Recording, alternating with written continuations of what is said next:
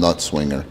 But that fucking PCO, that Carl Willett. Yeah. You know, I didn't know because I don't follow ROH and the internet and all that bullshit, but I've heard his name and I go, who the fuck? Let me just say this real fast. Who the fuck is PCO? You know? Then I see the videos and I go, that's what I said. One of the fucking Quebecers? Yeah. And then I knew him from Luke, always spoke highly of him, Luke Williams of the Bushwhackers. Yeah. But really, from you, who spent time with him every minute of every day when you were down there working in Puerto Rico 4 nights a week wrestling. I mean, he got a tremendous break. I think maybe he was, I don't know who he was trained by. I think he was 18, 19. Had to be then. Because Jock wanted another run. Jock Rougeau, he had already done the Mountie. He had already worked with his brother.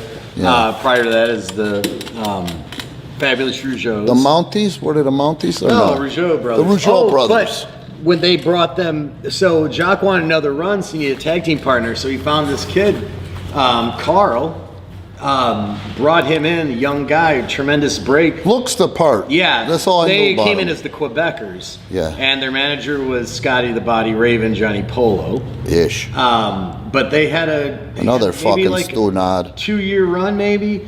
Had the champion. They had the WWF tag team titles at one point. Wow. I mean, tremendous work. I mean, there's nothing that Carl can't do. I mean, he was some young guys like then. I get high on Punk and a lot of people. I mean, when I was in Puerto Rico towards the end of my run, the last, I want to say 4 to 5 months I was down there, they brought in Carl to work. So we lived together. I spent a lot of time with Carl. I mean, Carl's an unbelievably nice guy, tremendous worker, unbelievable heart. I mean, like I said, the guy is such a nice guy, but I mean, incredibly talented. He can go in the ring with anybody on their best day from any era. I mean, the bumps he can take are incredible. He knows how to work heel. He knows how to work babyface. There's nothing this guy can't do. He's unfriggin' believable. But I got to know Carl. Carl's a really nice guy. We spent a lot of time together and incredibly strong. I mean, dude, I saw this guy get under the bench. We did promos when we brought him to Puerto Rico, and he was doing 500 pounds for reps. I'm not kidding you. That's insane. Plus this guy can do a moonsault off the top rope to the outside too. Nobody can do that. And he can bench 500 pounds. Can you think anybody else that could do that? No. That's what I'm saying. Can work too. A worker, my God. He could be he could be a monster too, but can do anything. He can fly. Now, does brother have a bad eye? Yeah, I think when he was a kid, he told me a story. I don't remember. I think he might have gotten shot by a BB gun or something, or a 22 maybe. He got shot in the eye. But he was very young. I think when he was a kid growing up, he played hockey. Did he lose the eye? Is it a glass eye? No, I think it's just fucked up. It's just a fucked up eye. Okay. But just one of my. I wish I would have stayed in contact. I just haven't stayed in contact with anybody in the wrestling business. But he was still one of the guys that I would still talk to even after we parted ways, and I always really liked him. But he had a tremendous run as a Quebecers, and he worked the singles program with Bret Hart. Then he also went to WCW. Had a little. He was in the ECW for a cup of coffee. What did he do with WCW? I forget.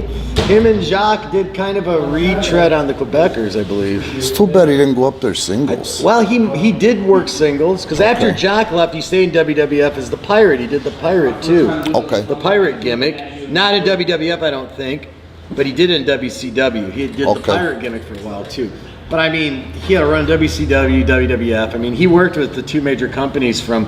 I think he signed with WWF in '93, and then worked with WWF, and then went to WCW until they went out of business. So he had about a 7-year run work between WWF and WCW. Unbelievable. That's a pretty good run. I'm sure he did pretty well on that. Mm-hmm. But he's one of those guys like, dude, you do this because you love it. The money comes if you have a passion for it. Because obviously he has the passion for it. He's still out there trying to draw money. Amazing. He's still trying to work. He loves to work.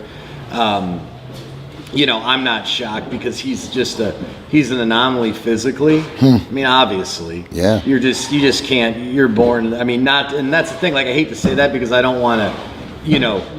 It's not a knock because on his hard work. When I say somebody has natural ability, I hate to say that because I don't want to put down the work because he works hard. Yeah, obviously. I mean, but to be that good, you don't have to. You have the natural ability, and you have to work hard. He doesn't have to take those bumps. No, and I mean, I'm sure he's smart. But that's the thing, though. The bumps he took, though, were when he did them, they all meant something. He didn't just do them for doing its sake. Yep. You know, I mean, so anyways, he was down in Puerto Rico, worked a program with Ricky Banderas. Just Ricky? Yeah, pretty much. This is before Mexico, before Ricky left for Mexico. Yeah, this is before Ricky left for Mexico. What gimmick was he doing? Who, Ricky? PCO. Just pure Lafitte. Okay. Pure Lafitte. Canadian, angry Canadian. Yeah. Or, I mean, he had like Road Warrior spikes came out. Okay. He had the big clothesline. He had a blue elbow pad that in this promo, he called it, the first promo he was down there, he's like, I'm going to take this thing, this blue thing, and when I put it over my elbow, it's knockout time. So after that, it became the blue thing. So then, like, you know, it had powers, right?